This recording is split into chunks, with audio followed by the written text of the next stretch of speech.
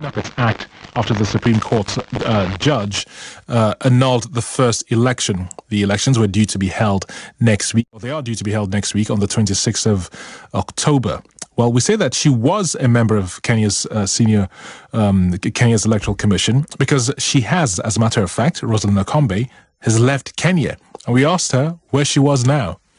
I'm back in New York, in the United States. And where should you be? I'm actually supposed to be in Dubai, working with the commission on finalizing the preparations for the ballot papers for the election that will be held on the 26th of October. So why are you in New York and not in Dubai? You know, I've been agonizing for months now about my role at the commission and my effectiveness at the commission and my safety, actually, and security. And I reached a decision after visiting 4 counties across the country and seeing my staff. I realized that we are in a difficult situation as a country, preparing for an election in which you have one candidate that has withdrawn, in which you have the commission not meeting all its obligations and yet not coming out very strongly to say that these are the challenges we are facing in terms of technology. We've been having a situation in the commission whereby every decision is on the basis of a vote. And so it was becoming increasingly difficult, really, to be able to stand up and say, I am doing this because I believe in it. It was more of, I'm doing this because we have a collective responsibility and I have to defend those positions even when I didn't believe in them. So why don't you stay in Kenya and fight out your position? Why have you gone to the United States?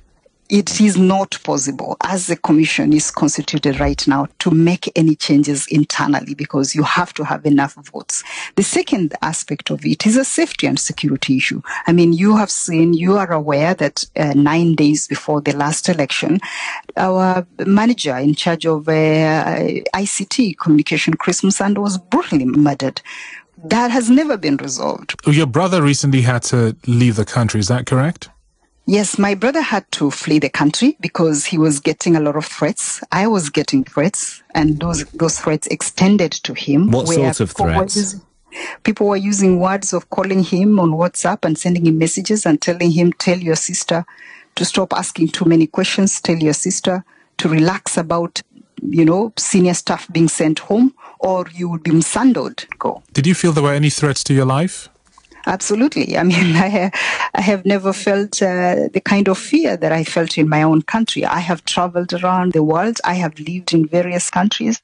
So if you get such messages and you've seen your own staff get that and be murdered, you will really be suicidal to think that nothing would happen to you. Where were these threats coming from? The governing Jubilee coalition or from NASA? I always see possibilities of threats coming from anybody because sometimes it's opportunistic. You mentioned that the changes that the opposition were asking for, they haven't been implemented at the Electoral Commission. Can you just expand on that a little bit more for us? My sense really is that there was a period of time in which we could be able to make meaningful concessions that would have allowed NASA and Jubilee to play on a level playing ground in this election. But that time has lapsed. That time is over. Roselyn, I'll ask you 2 pointed questions. Mm-hmm. Is Chairman Chebukati an able leader of the Commission? Chairman Chebukati is a very well-meaning person. He has the temperament to be able to be a leader, but he's a leader who is under siege in the Commission. But is he able? Well-meaning, yes, but is he able? I mean, really, I think for me, it is about the support base that he just doesn't have within the Commission. That is not really an endorsement. Well, if he was much more firmer, I think probably we could have gone much far. But, there are aspects of his character that are helpful in a situation like we have now. But there are times you just need firmness to be able to move on. Will Kenya and the Commission be ready to conduct credible elections on the 26th of October? I was going to say that if it is to conduct an election, yes, the Commission can hold an election. Would it be a credible election? Absolutely not. There is a very high likelihood that the mistakes that some of the presiding officers made during the last election will be repeated. If you are dealing with an election in which at least half of the country is not going to be participating in, could you consider that the environment for having credible election exists? It does not. Has the NASA coalition, the opposition of Mr. Raila Odinga, has that party been putting some of your staff under pressure in some areas in the country?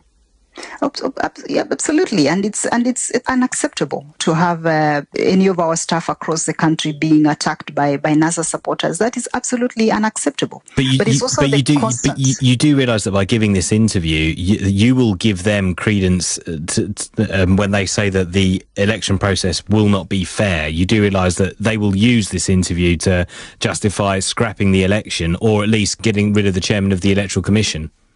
You see, my personality requires that I speak the truth. But there are also aspects that I cannot live with. I cannot live with an election that is never going to be a credible election. So if it's misunderstood by Jubilee to be me trying to delegitimize the process, that is the truth.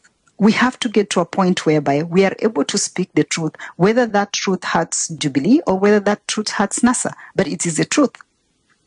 Do you envisage yourself going back to Kenya in the foreseeable future? No. So you are in exile, in effect?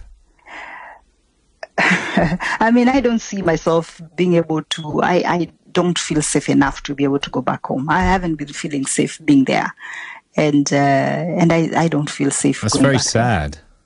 No, it is sad. I mean, it is sad, but this is not what I ever thought it was going to end up being as a job. Roselyn Akombe, Dr. Roselyn Akombe, one of the former commissioners at the Kenyan Independent Electoral Commission, has left. She's now in the United States. She was supposed to be in Dubai, where she was overseeing the printing of ballot papers and that kind of thing. But she's left, citing threats to her life and saying that credible elections cannot be held in Kenya next week.